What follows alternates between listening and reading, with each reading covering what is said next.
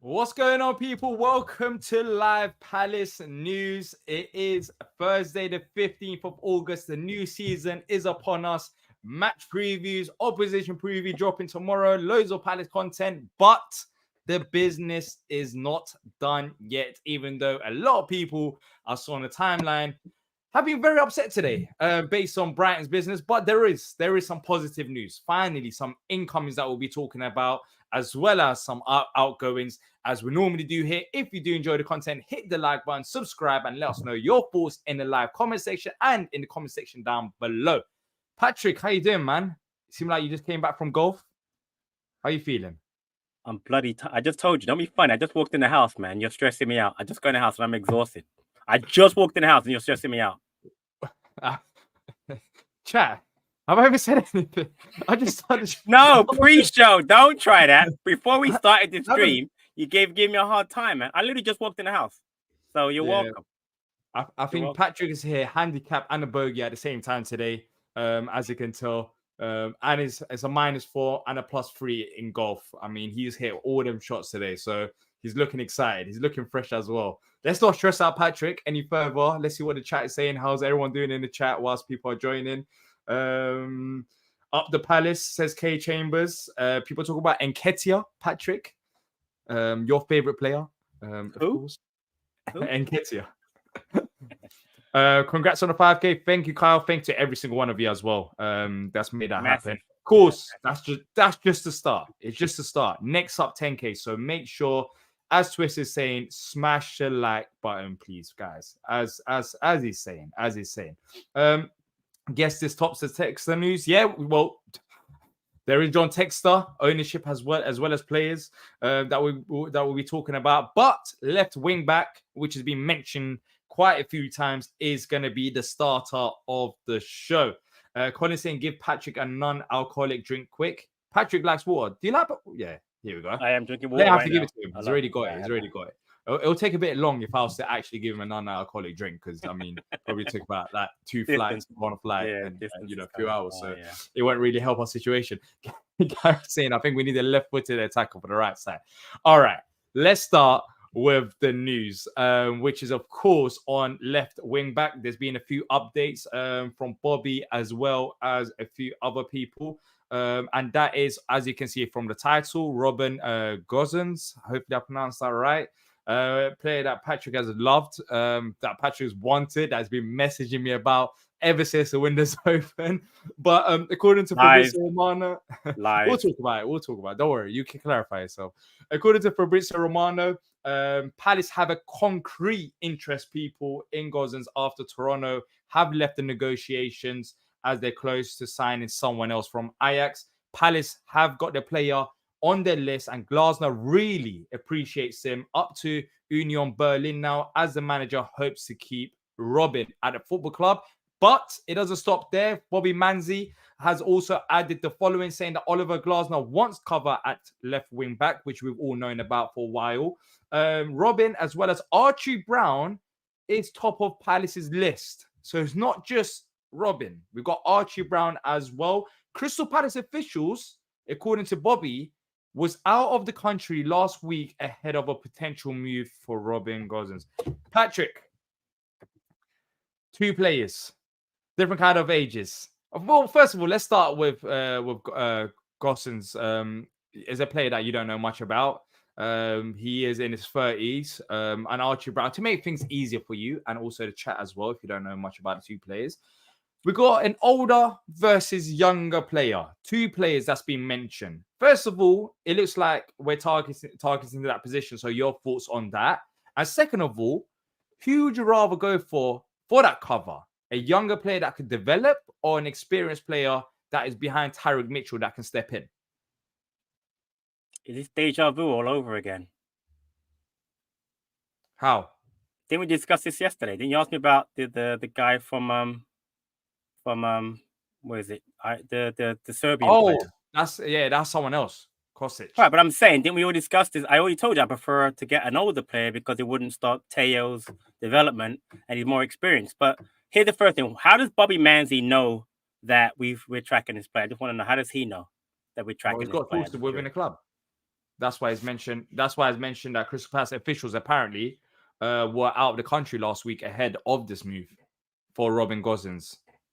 So, like I told you, I've never heard of Robin Gosens. I'm not trying to be like some kind of fraud in the know person. I never heard of the player before.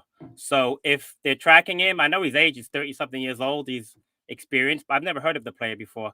If he plays left wing back, we need left wing back. That's fine, but I can't speak on the player because I've actually never heard of Gosens. The Serbian player I've heard of because I've Eintracht Frankfurt. I've followed them. Like I told you yesterday during the the run in Europa League on the Glasner. But this player I'd never heard of. So Archie Brown, I know a little bit about the English player who plays abroad, but honestly, I've never heard of Robin Gosens, so I can't really speak on him. Yeah, he's had a few experiences. He was at Inter Milan before Union Berlin. I believe he played in the Champions League as well, so he's got a bit of European experience. He's a player that I think Oliver Glasner knows well from, I don't even know exactly what days, but it's. I don't think he's actually played for Oliver Glasner, but he's a player that Oliver Glasner apparently, according to reports, once anyways. So he has played in the European competitions though, which is a plus. As mentioned before, he is 30 years old, so a bit younger than Kostic, but pretty much they're similar age, experienced players. Right. And left midfielder / left wing back. So mainly, is a player down the left hand side that has got few goals. He's actually scored 25 goals for Atalanta in 121 appearances, which for a left midfielder / left wing back, that's a lot of goals, 25, which is encouraging. At Union Berlin, he scored 6 in 30, and for Inter Milan, 3 in 32. He seemed like he can find the net, which is very encouraging. That's what you want from left wing back. Question though, I mean, you've been talking about it. Don't you prefer a right wing back as opposed to left wing back cover? What do you prefer, honestly? No, we need both. I don't think there's a preference for me. Right wing back. Oh, there isn't. Okay. Yeah, well, we need to strengthen both areas. So let's get this done and sorted, and hopefully we push for it now within the next. Well, there isn't much time left till the window shuts, anyways.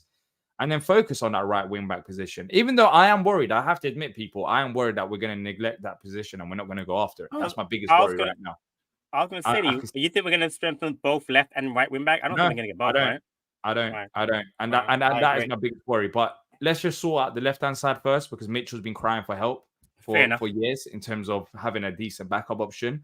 And then we can talk about the right hand side and other positions. Alex saying Gosens was amazing. Not sure how he is now, though. Okay. Gosens been solid. Wasn't Kostic also rumored? Yeah, he was rumored yesterday, but not by reputable sources.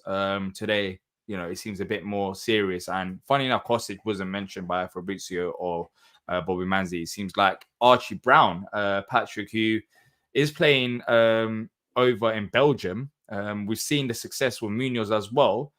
For me, look, I think there's pros and cons to both younger and older backup options. You mentioned Teo potentially, even though you mentioned Teo, surely if Teo was seen maybe a bit more of a serious option, would he have not gone to a better club than he's gone to on loan this summer? Would he have not got more opportunities when we've needed him to? I don't know. I really don't know the future of Teo at the football club. So for me, that's why I'm not really looking at, we need a older player so Teo can 100% come through. I've rated him in the past. But something's clearly gone on during that time, even though he looked good in pre-season as well in a few appearances that he's made. But Archie Brown is a young option. Look, I have no problem with either one of them. Archie Brown, it means that we have a younger player, that if Mitchell was ever to leave, I'm not saying he will leave, a player that hopefully can step up and that could push Mitchell. And with Gosens, I believe that it's a player that, a few years, experienced player, that's played in European competitions, that's played in different countries in Europe, that can help us push forward as well. So I think it's a win-win situation. We just need someone, Patrick, don't you think? Just someone, rather than particular names at this point. No, I agree. We need someone either left or right back. But I'm going to say it again. I've said it, and I'll say it until I'm blue in the face. There's no guarantee you have to go out on loan to play in our first team. Mitchell did not go out on loan. Wan-Bissaka did not go out on loan. So you don't have to. I mean, I know what you're saying. I get. Ideally, of course, if you want to do it properly, right? You want to go League One, Championship, first team, right? Ideally, Well, we've never done it that way. Any of our fullbacks that have gone into the first team, they've gone right from the academy to first team. So I know what you're saying, D, but I don't think Taylor has to go to championship side in order to jump from that to the first team. Ideally, of course, I want that way, because that would be a progression I want to see. But I'm just saying to you that I don't think we have to have that kid go to, let's say, Sheffield United next season if they're still in the championship, and then go to first team in 2026. I'm saying that he can make that leap if he's good enough. If he's good enough, I don't know. But I'm saying you don't have to have that progression. Great teams, better teams do that. You see Man City does that all the time with their academy players. Chelsea do if they don't sell them off to whomever. But we don't do that. So I'm just saying I don't think that's necessarily a progression you have to have. And no fees have been mentioned. Gaika, there's a comment there. Any fees being mentioned for both of these players. No fees have been mentioned, even though I don't think it'll be a high amount of fee. I reckon maximum 15, but I think it could potentially be less than that for both players.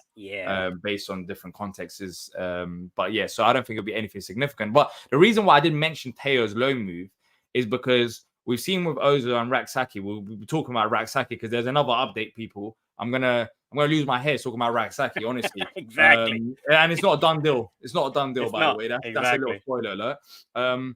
It's because when you look at both of those players, we can see them as serious players that could contribute to us after the loan move, and they made that championship move. My point with Teo was the loan move he made, I believe, to Stockport, right? He was Stockport. Yes, Stockport. He went Stockport. It just raises questions about his level, maybe how we see him. Maybe he's not as good as right now, anyways, as to play in the championship, for example, and that's a big question mark for like to jump from Stockport to Palace the first team. I think it'll be quite a big jump. You're not wrong, but 2 years ago he went to Coventry in the championship. It didn't work out, obviously, but his first loan move was Coventry championship. So our thoughts 2 years ago was he's a championship player. Now he's League One player. So and that's exactly. So it doesn't, but that in itself doesn't look good. Do you get what I'm trying to say? That's the point I'm making with Teo. So I'm not against bringing an experienced player because I don't know where Teo's at right now. Whereas with Rak-Sakyi and Ozo, I think there's bigger, from what we've seen in the first team as well as loan moves. I think there's a bigger claim that, all right, let's not make sure we bring a younger player because we've got our own young player and there's a good chance that they could play for us. With Teo, his career's not kind of on the up right now. It's kind of middle to what's going on. It's not really looking up.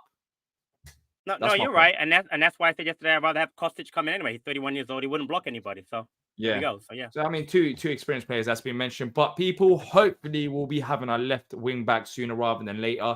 As I mentioned, Bobby Manzi's said that Crystal Palace officials have flew out the country last week ahead of that Robin Gosens move. Now let's move on to a big topic, and that is on John Textor, who we've known all along is reportedly willing to sell his shares in Palace. And today we have another update from David Ornstein, a very reliable source, is that he has entered a period of exclusive rights to pursue the Everton takeover deal. He's recently signed agreements with the Everton owners, but completing the deal depends on factors including the sale of Crystal Palace. Patrick, you've been very vocal about John Textor. You've liked what he's done to the football club as well as many others here as well. What's your thoughts on this? It seems like John Textor surely now will be pushing to get out of the football club. So sooner rather than later, we might hear new potential owners at the football club because it's not like he owns 5%. So I think it'll be quite significant in terms of the bigger outlook as well.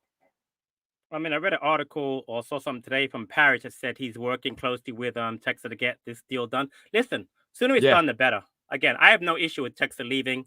I have no problem with him being here, but this has to get resolved. This is getting boring now. It's not helping us in any way. It can't be helping us in the background. So the sooner this is done, the better. All I'm going to say is, I'll say it again. I'm not trying to be funny either. Be careful what you wish for. That's all I'm going to say. I don't know who the new players are going to be, whoever the new sign-up players, new ownership is going to be. But I'm just saying, just be careful what you wish for. It could be someone that doesn't get along with Parrish. Hopefully he gets along with Parrish great and it works out great. But God forbid he doesn't, because we don't need issues in the background. We've had enough of that for the last few years. We need something to be in the background to be smooth, so we can get players in, get the stadium done, and push on. We are at a stage where we have to push on. So hopefully it gets done soon. Yeah, you do say that, but surely the new owners will be talking to Steve Parish and also Harrison Blitzer before buying Texas shares. I think Steve Parish has spoke about this in the Sky Sports interview. And he did say, there's no hiding. John wants out of the football club. He's still involved. So it's not like he's being, distant from the football club. And we have to make sure we get. And he did mention as well that he wants more control, which we cannot offer right now, Crystal Palace Football Club. And, that new potential owners, of course, they'll have the conversations and they'll go from there. Of course, they'll talk with each other, Patrick. It's not like someone's going to come and take Texas shares without speaking to Parish and the other owners about the future of the football club, the plans, which do look promising right now anyways.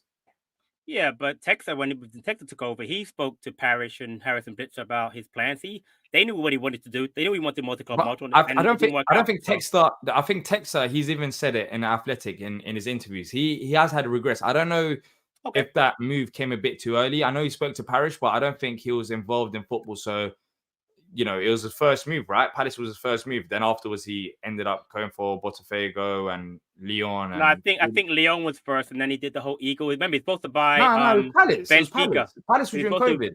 But he was doing Benfica at the same time. That's where that Eagle name came from. Eagle Holdings came from Palace and Benfica. And Benfica at the same time. Oh, but he didn't. Yeah. But Benfica fell through. But Palace was the first team. Yeah. So I think that was a bit of inexperience, and Textor kind of regretted the decision. Of course, he wants more of control.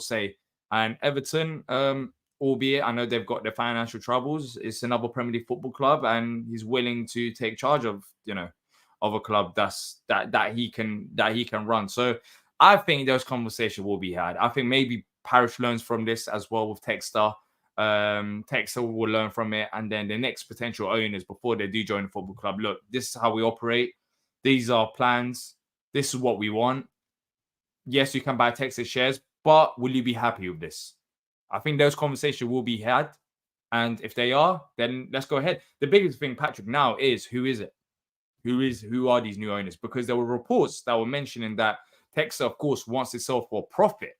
Now, I don't know whether this Everton agreement maybe changes his mind and he quickly wants out of the football club, but that, based on previous reports, ruled out Harrison Blitzer buying his shares.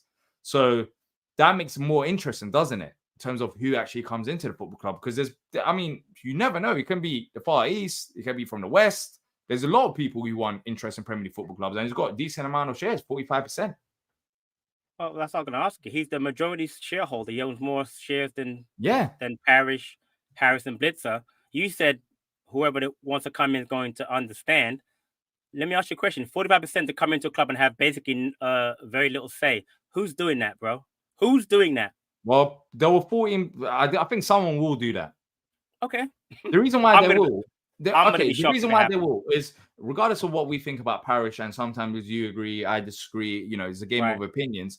One thing is that he has made us a stable Premier League football club. 100%, maybe you might think that we can do a bit more to push on, etc. Those debates can be had, but for other owners, they might want to come in and say, you know what, this guy has 5% of the say, but we are heading in the right direction. Parish mentioned it. The last bit of the academy facilities done in September. The work has already started for the new stand. So it's not like Parish is running a football club and is absolutely terrible. We as fans, of course, have different expectations to what owners have. And that's natural. Owners will, see this as a business. How can we grow this business? And Parish is doing the right thing. So it just depends on who it is. And eventually, I think Parish will want to be bought out, and Harrison Blitzer too, because we've heard about Harrison Blitzer as well. They're not shying away from potentially selling it in the future. So I know what you're saying, and I'm not saying Parish has done a bad job. I'm not saying the person coming in is going to say he's done a bad job. What I'm saying to you is that you're putting up a lot of money, get 45% of a club, which you're going to have very little say. I'm just saying myself, I can't imagine who that's going to be. I'm not saying the person doesn't exist in the world. The world has a lot of different people. That's a lot of money to put up. Look at the clubs you see now. Bournemouth got sold to the American. That guy has a lot of say. Do you know what I mean? I mean, you don't come into a club and have very little say in the club. It doesn't happen that way. Now, unless you're a minority shareholder, this person's going to be the majority shareholder in his club, and they have Parish make all the decisions with that golden share. I just don't see it. I'm not saying it can't be done. I think it might get broken up into pieces, 25% here, maybe 10% and 10%. but 45% of a club and have little say. I can't see it unless it's a friend of Parish's. Maybe he has a billionaire friend out there. I don't know. But I'm not trying to be funny. To me, it's going to be a hard sell for me. A hard sell. But let's see. I just want to get done, bro. He has to make it. He has to make the sell, though. Clearly, he has to get done, right? Yeah, so yeah. I'm expecting, I know you're saying it's going to be a hard sell, but I'm expecting that to happen sooner rather than later. This topic's been going on for a while. So I don't think an owner's going to come in there and all of a sudden, new owners are going to be knocking on the door and tomorrow they're going to buy the football club. I think conversations that we don't know about, which I guess we'll find out, have been probably going on for months and months, because Textor, he's been clear in terms of he wants to sell up at Palace. So maybe one of these now step up saying, all right, cool, John, things are getting serious. You want to buy into Everton? Let's go for it. Let's go for it. I want these shares.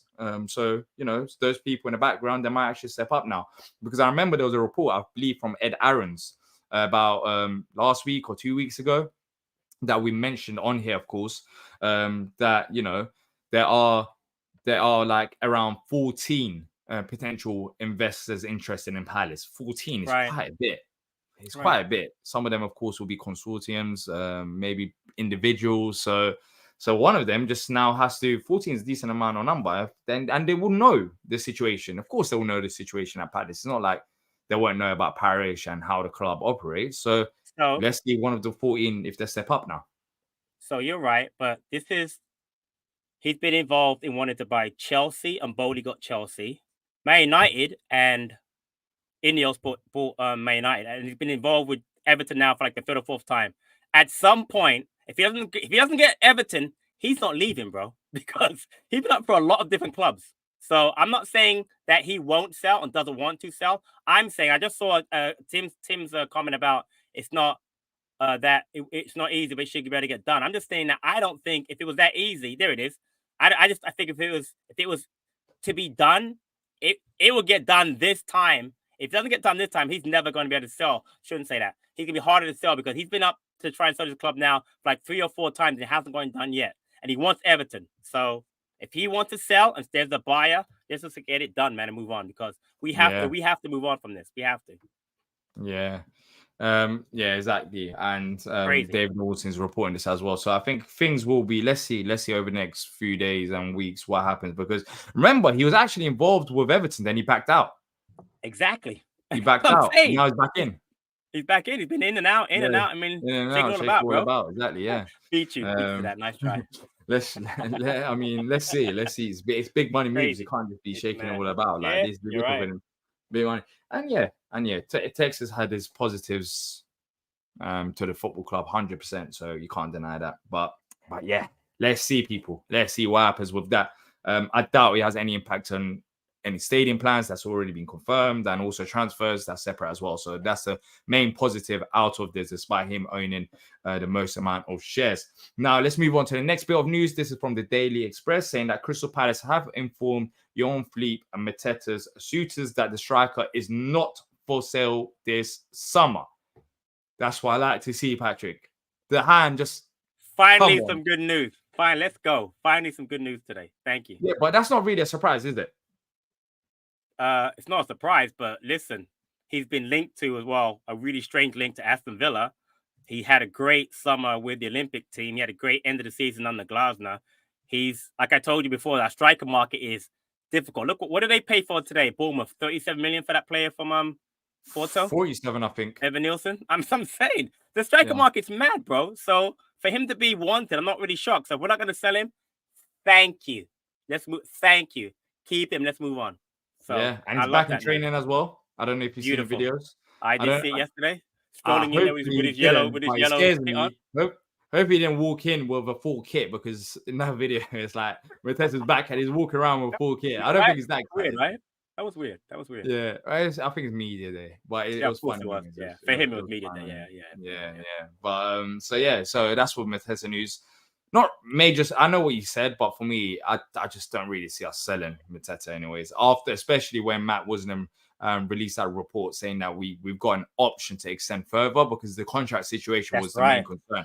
Yeah. So basically, if we've got near enough 3 years left on his deal, then yeah, that's good for us. Let's move on to Should we leave Rak-Sakyi to last? Because we always end it with last. Actually, let's talk about Rak-Sakyi before we talk about Gahey, because there's another update on Mark Gahey. According to Ali Nixon, Rak-Sakyi's loan has hit a late problem due to an issue with agent's fee. Jesus Christ. There's a missing paperwork on the player side that's not been signed. Sheffield United have until Friday lunchtime to register him for this weekend. Patrick, I'll leave it over to you because I'm tired. Get him out on loan and get him out on loan like yesterday. This is ridiculous. I don't understand. This is seriously. We are so bad at loans. It's not even funny. We really are. I mean, listen. We've done well this summer, apart from Rak-Sakyi. Okay. You say that, right? And Odo has gone off to a good start. So have Goodman. So has Joe Whitworth.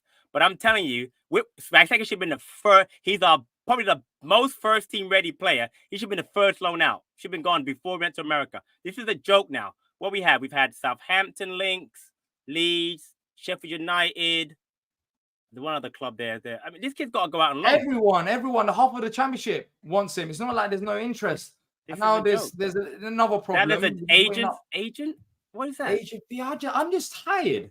I'm genuinely just tired. The whole thing hasn't made any sense. It hasn't. The whole thing hasn't. It's beyond ridiculous. The championship season is well on the way. Championship clubs played in the Carabao Cup. They've of course played their first league game. Like it's all underway. And the fact is, we're talking about whether he meets this Friday's deadline to play this weekend. It's just like, geez, come on, just get this done. I'm actually tired, man. I feel sorry for the guy as well, but it is like I've said this so many times. It's not Eze, it's not Gahey. Talking about a youngster that's going out on loan, and the amount of drama that's been around Rak-Sakyi for this summer, you do have a point. Like it's not good enough. It's not good enough from everyone involved. It's just been dragging out. It's been dragging out. So yeah, I don't know if I agree with that Twisted, but he's saying Rak-Sakyi is so mid, get rid. I don't think he is mid. That's harsh. That's very harsh. If it was up to me, I would have kept him at the football club. Me too. Recall clause, apparently. Yeah, but these clauses, I mean, we've been talking about Rak-Sakyi for nearly 2 months now. Like, it shouldn't take this long, regardless of any clauses. It's just been too long for my liking. For a player that's got a lot of interest. Condescend hit them likes, guys, for these hot chip challenge when Mateta scores first goal. Said who? Really? Nice. Really? Hot chip. Like, I know that. This is news to me as well. Like, when was this going on? Good for you, man. I like that. Well done. I know it's not going on, but hit the like button anyways. Hopefully when Mateta scores a goal on the weekend, there'll be a watch along. So hopefully I'll be celebrating, and we'll see a few of you there for the watch along. But I won't be doing a hot chip challenge. Why am I going to be suffering for our success? That makes no sense. To me, that makes no sense. You can't have a forfeit because we scored a goal. Like, how does that even work? Like, we should all be happy, not me suffering because we had to score a goal. But yeah, that is the latest on Rak-Sakyi. All right, let's move on to Mark Gahey, which according to Sky Sports, this is all from a third bid for Gahey has been turned down by Crystal Palace. £60 million package in the last 24 hours has been rejected. Talks continue over the deal, but Newcastle are looking at alternatives should the deal not happen, which we spoke about a few days ago. But interesting part is that until the transfer window is closed, Newcastle will be attempting to try and bring Mark Gahey to the club. It has gone quiet the past few days, but talks are still ongoing, Patrick. No, I don't want him to go. I mean, I told you 70 million minimum, but I don't want him to go. I don't. Tell him to move on, man. They 3 bids rejected. Are they serious? They're not even serious because those bids weren't even serious bids. So now they're gonna get serious. What, the last day gonna give Alpha 75 million the last day when we can't replace him? Nah, man, they can move on, man. See, I was actually going to ask you about that. Like, Newcastle can keep trying, but because he doesn't have a release clause, I think they're forgetting that we don't have to, even if they meet our valuation, if they go towards deadline day or, last few days of the market, it doesn't mean that we'll have to accept it. Like, they're playing a risky game if they're genuine wanted Gahey. So I'll be honest, as the days going by, the season starting as well, I'm getting more confident that he will end up staying because I don't think they've been that serious so far. I think one of the keys is the interview he did on Sky Sports was very awkward, but after the Parish comments, but unless he pushes for a move, I don't think there's any way that he leaves. I just don't see us selling it because, as Parry said, why are we selling our best players? What are we? What we're not? We shouldn't become a selling club. There's no reason for us to sell Gahey. I mean, if you offer us a ridiculous amount of money, 80 million, then I say, of course you sell him because we get massive profit, go out and get a replacement. But why would you want to sell our best players? We've already sold Elise because we had no choice. But why we don't have to sell Gahey? I mean, I heard Anderson might be going. Anderson, I heard. By the way, you're not going to mention Anderson got a new bid from Fulham today for like 30 million. Wasn't that a rumor? That's not a rumor. You're late. We already spoke about that. That was a few days ago. Sorry. Trust me, we've got everything covered. I got to keep up. It's a good point. If you don't want to be late like Patrick and miss out on all the news, make sure to subscribe because we've already covered that as soon as it happened. I apologize. I apologize. Yeah, exactly. But like I said, keep coming, Newcastle, but we're not selling him unless you come up with some serious money. But we don't want to sell him, so move on to somebody else, bro. Go to Europe somewhere. Go to Belgium or something. Get player. Yeah. Leave us alone. I think right now. I mean, there's only 2 weeks left. They're playing a very risky game. They can continue negotiating, and have an idea in their head. But remember, this player does not have a release clause, so it wouldn't even surprise me if Paddy just say no. We're not just selling a point blank after a certain period of time because it's just getting longer and longer. Like we have to replace Gahey as well. So I mean, let's see what actually happens. Look, people, make sure to send in your questions. If you do have any questions, we'll answer them before we do wrap up. If you're enjoying the content, as you can see on the screen, please hit the like button and subscribe if you haven't already done so. 5K, all lovely. There's more content coming, but 10K is the objective, and to help the algorithm, all the likes count as well. Now, Patrick, let's go through some of the questions. And let's start off with Ash. Thoughts on Shirky, who's been not really linked with us, but it's being valued around 50 million euros from Lyon. Surely, with the multi-club model, this is a player that we should be looking at. It should be a deal that should be easier to do because we're interlinked to each other. But there hasn't been any real major talks regarding him being linked to Palace. I don't rate him. He's a great dribbler, but end product's not there for me. So I watch Leon a lot again because the Textor owns him. I watch him a lot in America on one of the channels over here, but I don't rate Ryan. I think he's a decent player. The kid hardly played, by the way. I don't rate him. The Olympic team he was on, he hardly played. He came on the sub a few times. He hardly played, and that team wasn't like full of superstars. I'll at least say obviously Mateta, but he couldn't start for the Olympic team. So decent player. I don't rate him that highly. So I'd prefer Madueke personally, anyways. Well, yeah, clearly, but he ain't coming to Palace. He'll cost a bit more, but I think that's that. When I talk about flair, I think he's got that flair. I don't know. Me and T had this debate, Patrick, about Sarr the other day, and I'm not like I need to see it with Sarr. I think he's still good eye replacement, but he's going to be playing in a position which he's not used to, as like a number 10, bit more central rather than out wide with Munoz offering that width. He might need a bit of an adjustment period, and I think he's got his strengths, and I'm not saying he's a bad player, but even funny enough, I was doing this debate with him, and then I think a few days later in the Sky Sports interview, Glasner mentioned him as a striker. I see him developing more into a striker than that number 10 position that we have, because I don't know. Yes, he can switch it on and he can have that flair, but he's not really, like a Madueke type of player. Do you understand what I'm trying to say in terms of the creativity? Oh, he's not that player at all. I think I definitely can see him becoming more of a striker. I listened to what was said about him as far as a striker. Remember the goal that Mateta scored against Man City? Wharton put the ball in behind and Mateta ran onto and scored when we went up 1-0 at home.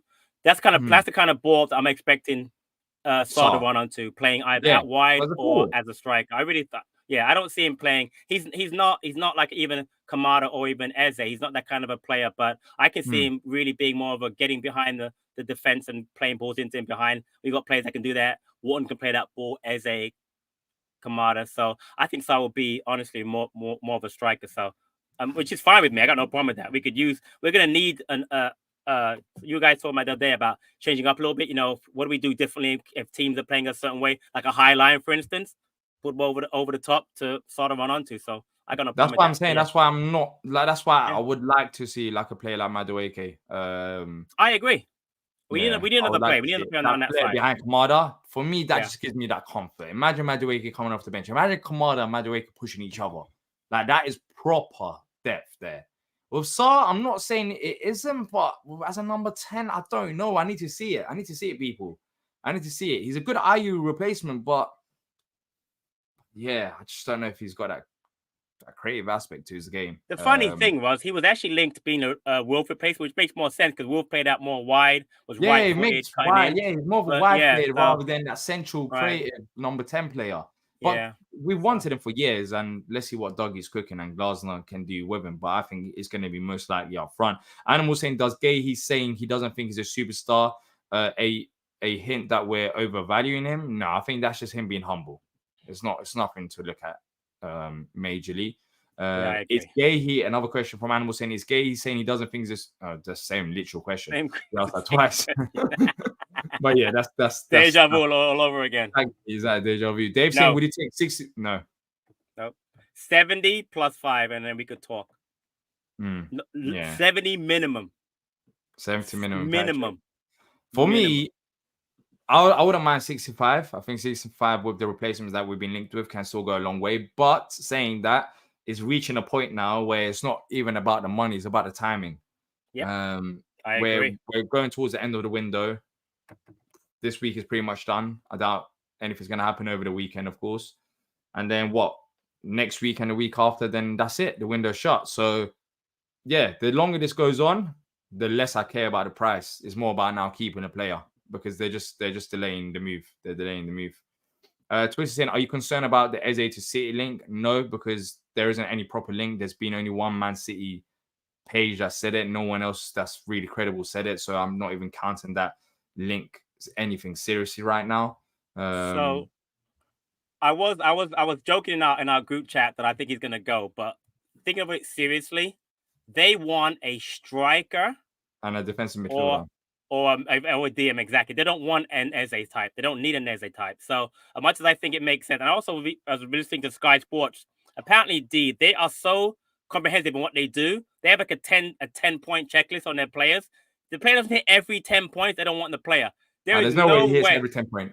Exactly. I mean, they would have got him already. You know what I mean? Yeah. So, I don't think it's going to happen. I think it makes sense to scare our fan base, but honestly, I don't think him going there makes any sense right now. There's a reason why that link wasn't even mentioned here, because there is no link. Not comprehensive link. Exactly. There's no any kind of link. It was just a conversation. Is he better than Grealish? Is he better than Grealish? What? Is he better than Grealish, you think? Right now, I mean, he's probably got a bit higher stocks than Grealish, but... So my point is, if he goes there, don't you have to sell Grealish? I mean, let's be honest. They don't even really want him. That's the funny thing. Right, but I'm saying, but they still have him, though. They don't really want him. Yeah. Right, but anyway, so... do you think we'll sell Eze? Right now, no. I don't think we will. Because surely if he was going to go, someone would have got him already. Ash saying, did you see Elise's buying interview? Yeah, straight on to the point. It's hilarious. Who? Elise. Bro, he's gone. I don't know who that guy is, man. He's gone. Wow. He's out of here. Bro, he's gone, Patrick, man. how optimistic are you for this season? Well, to be fair, you can give a number, but also make sure to check out the match preview because we did talk about, looking ahead to the new season. So does that mean you haven't watched the match preview? Animal? I didn't do scale 1 to 10, though, to be fair. Yeah, we didn't do 1 to 10. Fair enough. But we did talk about the upcoming season. If the window ends today, we don't sell anybody else, I would say it's an 8 as far as optimism. If we sell Gahey and another player, it probably goes down to like a 6. But right now, it's a solid 8. Because listen, forget the players. I have a lot of faith in the manager. I really, really do. I think he's a fantastic manager. I haven't said that about a manager since Steve Coppell. I love Vieira. Vieira didn't have tactical nous the way that Glasner does. Didn't have the resume Glasner has. But since Stevie Coppell, that's the 1990s, brother. It's a long time ago. So that's how we're talking about. So, yeah. So as far as optimism, a solid 8, as long as we don't sell any more of our players. So. Yeah. Let's see, people. All right, then. We're going to wrap it up there. As always, if you have enjoyed it, hit the like button, subscribe, let us know your thoughts and any unanswered questions, leave them in the comment section down below. Opposition preview out tomorrow. We spoke to B Sausage Brentford, Lewis from B Sausage Brentford, so make sure to check that out around 5 p.m. UK time. The match preview is already out. Saturday, we'll see if there's any kind of Palace news. If not, on Sunday, we've got the live watch along. We've got a live match reaction. We've got player ratings.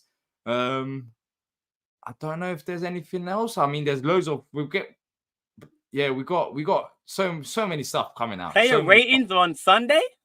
Are you sure about that? Yeah, we confirmed it with you. Oh, yeah. Oh, we did. Okay. Yeah. My bad. Yeah. Sorry, I didn't see the text. I must have missed the text. I apologize. So if you haven't already done so, subscribe, people, so you don't miss out on anything. But until next time, up the Palace.